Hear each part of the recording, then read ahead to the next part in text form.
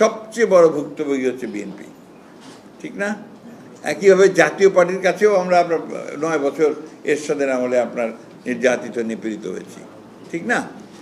তারপরেও আমরা যেটা বলে এসছি সবসময়, তারপরে তো আমরা তো একমত হয়েছি।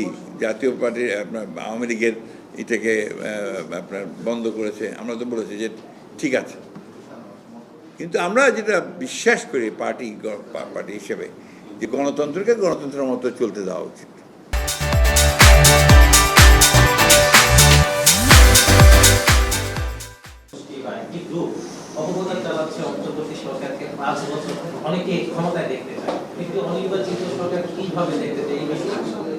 না, এগুলো তো আপনাকে বললাম যে সবাই সকলের মত প্রকাশ করার কাছে স্বাধীনতা আছে।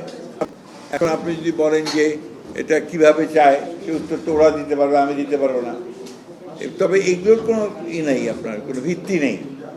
এগুলো যারা বলে তার মধ্যে আপনার একটা মানে যে আপনার সেলফি নেয়, ওখানে একটা আসে ছবি নিয়ে, এটা একটা থেকে আত্মপ্রেম এই জিনিস আসে, সেখানে পেছনে দৌড় দেবো, এগুলোকে আমরা কোনো গুরুত্বই দিই না। আমার শেষ একটা প্রশ্ন আছে। প্রশ্ন হলো, আপনি বলেছেন আওয়ামী লীগ নেই, অনেকে বলছেন, যারা বিশেষ করে অনেকে আমরা দেখছি যে বিভিন্ন সময় লেখালেখি করেন কলম লিখেন, যে আওয়ামী লীগকে যদি নির্বাচনে অংশগ্রহণ করতে না দেওয়া হয়, ইন্টারন্যাশনালি এই যে ইলেকশনটা হবে সামনে, সেই ইলেকশন মানে গ্রহণযোগ্যতা পাবে কিনা, আপনারা কি মনে করেন? ইলেকশনটা হোক, হলে দেখা যাবে। আমরা তো কি মনে করি বলেই দিয়েছি। পার্টি থেকে একটা স্টেটমেন্ট গেছে, তো পার্টির প্যাডে, তাই না? পার্টির স্ট্যান্ড গেছে, তো ওটাই তো পার্টির স্ট্যান্ড। স্যার, আওয়ামী লীগের বাদ দিয়ে আওয়ামী লীগের যারা শরিক দল ছিল, জাতীয় পার্টি এবং 14 দলীয় জোট, তাদেরও যদি এই ইলেকশনে পার্টিসিপেট করতে দেওয়া না হয়, তাহলে সেই ক্ষেত্রে আমরা তো সেই ইস্যু আসেনি ভাই এখনো।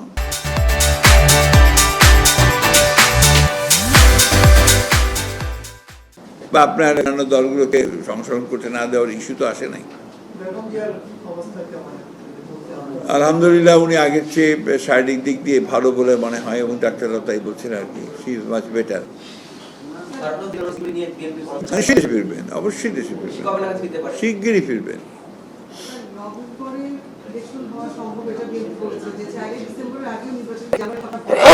সরি, জি।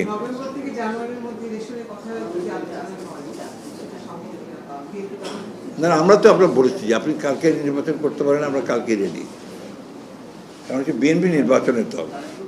আপনি এর আগের উত্তর আমি বহুবার দিয়েছি আপনার, যে BNP is always ready for election, কারণ এটা নির্বাচন চায়।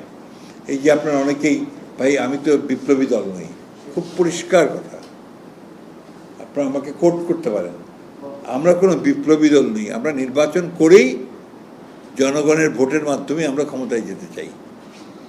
সুতরাং এই ব্যাপারে তো আপনার আমি কোনো আমাদের কথাগুলো খুব পরিষ্কার আর কি। এবং যখন সবাই চাইবে, একমত হবে, তখন নির্বাচন হবে, অসুবিধা নেই।